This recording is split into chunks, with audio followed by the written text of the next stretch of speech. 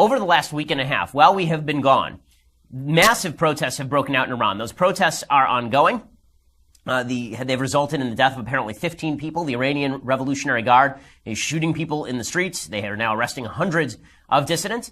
The protests apparently started originally when people who did not like Hassan Rouhani, who is the radical leader of the political arm of the Ayatollahs in Iran, they didn't like Rouhani because the economy has been bad, and they started protesting him. Just like all the other protests in the Muslim world that took place during the Arab Spring, the original purpose of the protest very often has nothing to do with where the protest goes, right? The original protest against Hosni Mubarak in Egypt ended up with the Muslim Brotherhood taking power. In this particular case, it looks like there were some radical fundamentalists who started some of the protests, and then the moderates turned out in force. And now you have thousands of people marching through the streets of Iran. It's so bad over there that the Iranian government has shut down Twitter, they've shut down Facebook, they've shut down social media. I don't know whether these companies, by the way, are engaging in that process, whether they are allowing Iran to do that or not. If they are, they should stop allowing Iran to do so immediately.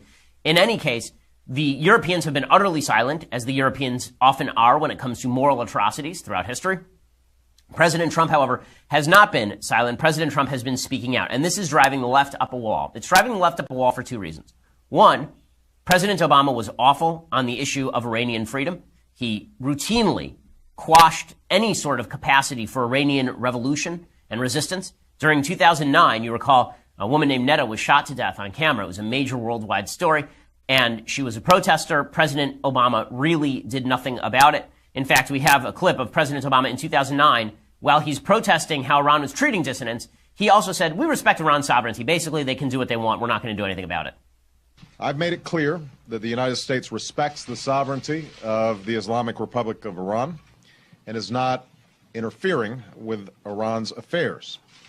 But we must also bear witness to the courage and the dignity of the Iranian people and to a remarkable opening within Iranian society. Remarkable opening came to nothing because President Obama did nothing to foster it. In fact, at the time when President Obama was basically kowtowing to the Iranians, he was doing so because he was trying to force forward that Iranian nuclear deal that was just a disaster area for all involved. Maximized Iran's power, shipped pallets of cash to Iran, made Iran a regional power, allowed them essentially to take over Iraq, allowed them to prop up Bashar Assad in Syria, allowed them to extend their influence into Lebanon and Afghanistan and Yemen.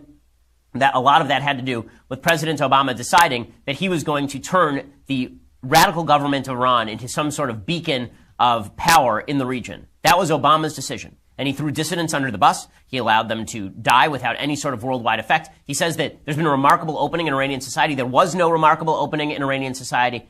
The media, Obama, they pretended that there was some sort of moderate regime that had taken the reins in Tehran. That obviously was untrue.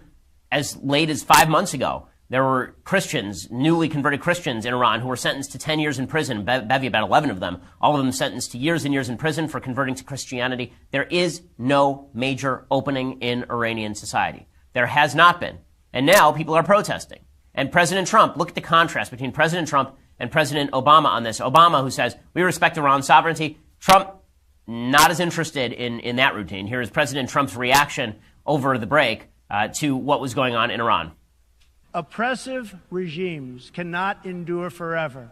And the day will come when the people will face a choice. Will they continue down the path of poverty, bloodshed, and terror?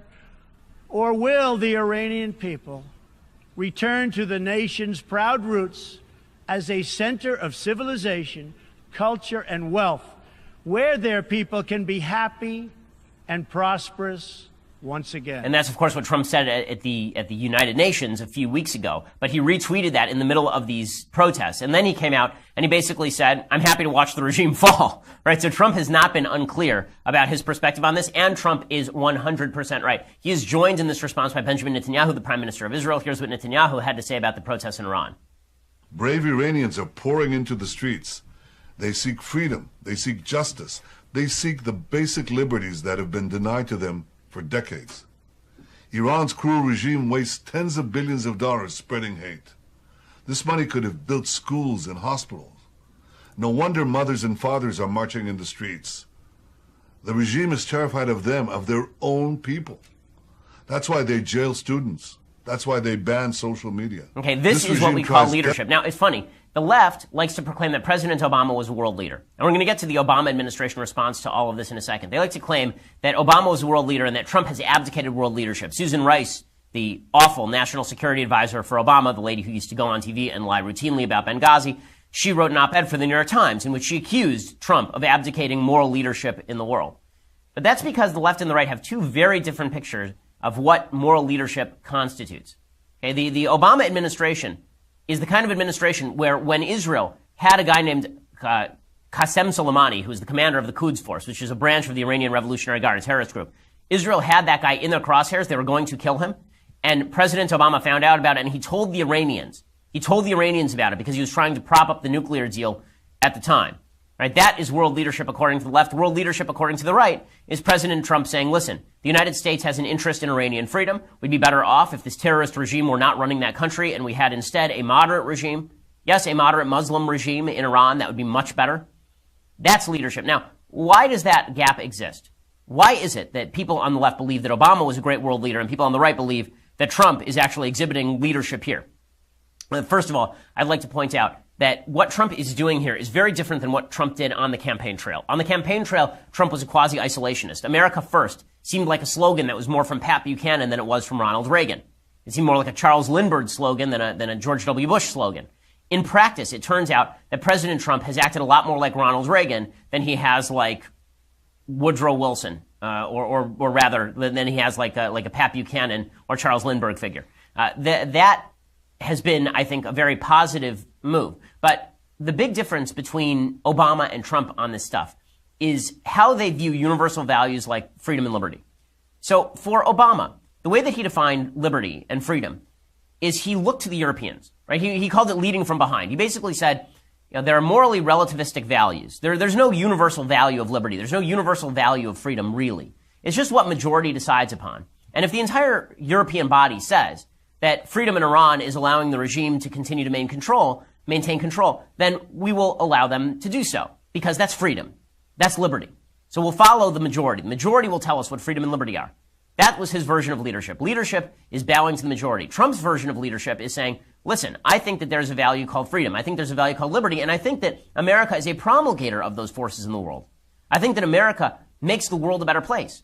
And I think that so long as we can pursue policies that make America stronger, that benefit America first, but America should be benefited because it is good and because it is great and because it is true to those universal values that are not decided by majority vote in the halls of power in Europe, then we should stand by the Iranian people.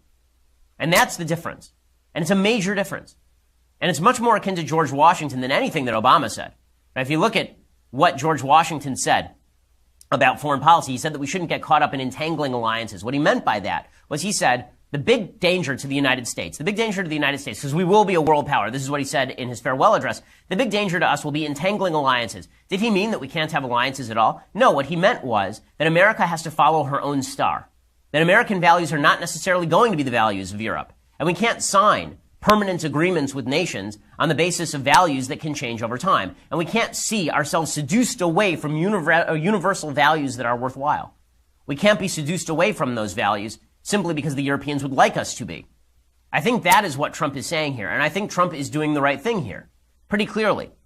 Now, in a second, we're going to discuss exactly what it is that the left is responding to, because the left's response to Trump has been truly astonishing, right? These are all the people who say that Trump was not going to react well to chaos in the world, that Trump was going to be a danger to the world, that Obama was some sort of great halcyon of freedom and liberty and world leadership. But the response from the Obama administration figures, from the media too, has just been astonishingly garbage. I mean, really, really quite terrible. So here is what Samantha Power tweeted. So Samantha Power tweeted this out. She's the former UN ambassador under President Obama. She tweeted out, Sarah Huckabee Sanders, the press secretary for Trump, had tweeted out, the days of America looking the other way from the Iranian regime's oppression are over. America stands with the Iranian people. Great. Samantha Power, who wrote a book on genocide and then presided over part of the administration that actively sought to allow Bashar Assad to participate in genocide. Samantha Power tweeted out, we stand with the Iranian people so much that we won't let them come here. And so she's slapping Trump. So we're in the middle of a fight with the Iranian government that is repressing its own people. And Samantha Power takes time out to bash Trump because Trump has a travel ban against people traveling from Iran. Now, I think what Samantha Power misses here are a couple things. One, Samantha Power has no leg to stand on whatsoever, as in no leg to stand on whatsoever, when it comes to speaking about the Middle East. She was participant in in an administration that upheld and strengthened the worst terror regime on planet Earth in Iran. But beyond that, the reason that so many Iranians want to flee the country is in part because they were propped up by the Obama administration. If the Iranians actually had a good government, they wouldn't need to come here. That's the whole point. This idea that we have to let all of the Iranians in, not vetted. We have to let any Iranian in who wants to come in, not vetted by the government, because we can't trust the government over there.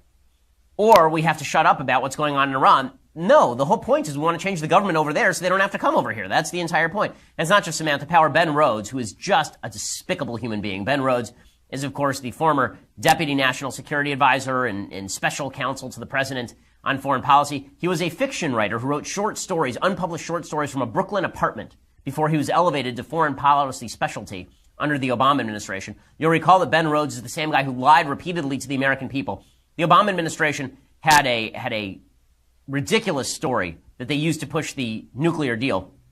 And the ridiculous story that they used to push the nuclear deal was that the Iranian regime had now become more moderate, that Hassan Rouhani, the new leader after Mahmoud Ahmadinejad, he was actually a new moderate type, and we had an opening. We had a gap. We were finally going to be able to do something moderate with the Iranians. And it was Rhodes who pushed this nonsense. It, of course, was not true. And then he lied to the American people about what the Iran deal would do. And then he helped ship pallets of cash to the Iranians so they could use them for terror. The Obama administration openly recognized that that cash was going to be used for terrorism against Western sources. Ben Rhodes tweeted this. He said, "The Iranian people are rightfully demanding dignity, less corruption, more opportunity, and greater control over their lives.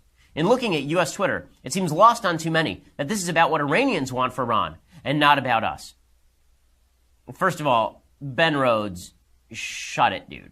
And if there's one guy who's responsible for the rise of Iran in the region, Ben Rhodes is that guy. But beyond that, if they're rightfully demanding dignity, less corruption, more opportunity, and greater control, might that have something to do with them protesting the same regime you just handed billions of dollars? The same regime you gave regional power? And it's not just Ben Rhodes.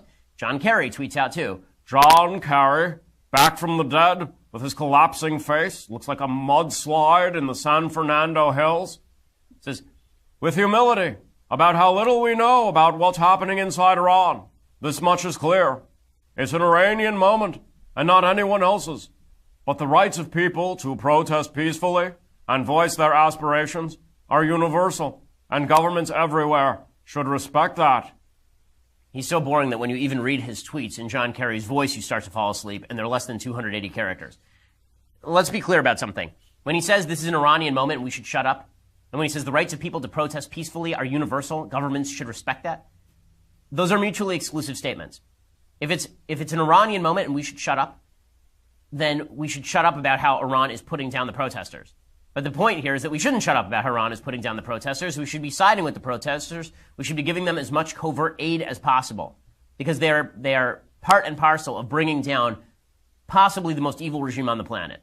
The only other possibilities for that title would probably be North Korea and some of the sub-Saharan African regimes that have led to slaughter of their own people. But the notion that John Kerry is some sort of voice of leadership here, and all of this is to say, Susan Rice is saying the same thing. She wrote an op-ed for the New York Times saying that everybody should be quiet, Trump should be quiet. We tried quiet in 2009. How'd it work out for us? Not well. The reason that so many people are saying this is twofold. One, they're embarrassed by Obama's record on this. And they should be embarrassed by Obama's record on this. Obama's record on this is embarrassing. Obama's record on Iran is embarrassing. It is the great blot on his presidency, even more so than Obamacare. His movement of Iran to a central focus of the Middle East demonstrates that his heart was not in the right place when it came to the Middle East. And not only that, I truly believe the Obama administration has blood on its hands for handing billions of dollars to a terror regime, knowing full well that the terror regime was going to use that to fund Hezbollah and Hamas and Islamic Jihad and terrorist groups around the world.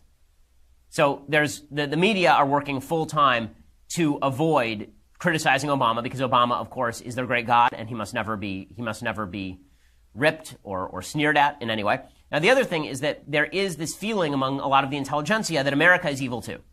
This is what I objected to when President Trump during the campaign was saying things, as I mentioned before, about how the United States was like Russia and we kill people too. Right? That sprang from the sort of Ron Paul isolationist wing of the Republican Party. I objected to it. But that is a mainstream thought on the left. There are a lot of people on the left who believe that America is a negative force in the world. Obama believed this. He believed that America had done terrible things across the globe, and that as America shrunk her influence, that somehow this would make the world a better place. He believed that America was a participant in domestic evils that were on par with some of the things that were happening abroad. I remember he gave a speech at the United Nations, and at the speech at the United Nations, he criticized America's policies on policing. I remember this because I wrote about it. I used to actually watch all of his speeches and write them up. And there's a reason that the Iranian government is jumping on that. The Iranian government loves the perspective of the left on the United States. The Iranian government believes that the United States is an evil place domestically, and that America is a place filled with horror and awful and evil and garbage. That's what they believe. So Ayatollah Khamenei, who is the current Ayatollah, he wrote, tweeted this out. The U.S. government commits oppression inside the U.S. too. U.S. police murder black women, men, and children for no justifiable reason. The murderers are acquitted in U.S. courts. This is their judicial system. And they slam other countries in our country's judicial system. And so America is hypocritical and terrible. That's the line that Khamenei is using. And he's not alone. Right? The Huffington Post political commentator named Alex Mohaher tweeted, quote, "The Iranian protests, the resistance, and women's march are all the same. Across the world, people are fighting autocracies and oppressive regimes. President Trump is no different than the oppressive ayatollahs in Iran." You know how crazy you have to be to believe this? But this is a mainstream thought on the left. I tweeted out in the middle of these protests that you want to see true courage. Look at the women who are protesting a regime that will jail them for taking off a hijab. Right? Those are the people who are brave, not the women wearing pussy hats in New York City. There's no risk to that. To be brave, you actually have to undergo risk. It is no risk to protest on the streets of New York or Los Angeles because this is a free country. But I'm not seeing the Women's March. I'm not seeing Black Lives Matter have one damn thing to say about what's going on in Iran. Maybe Black Lives Matter doesn't have that agenda, but the Women's March certainly should. The Women's March is talking about women's rights. You want to talk about a place with no women's rights? Talk about Iran. But apparently they have nothing to say. And Khamenei knows it. The far left in the United States believes that America is a force for evil in the world.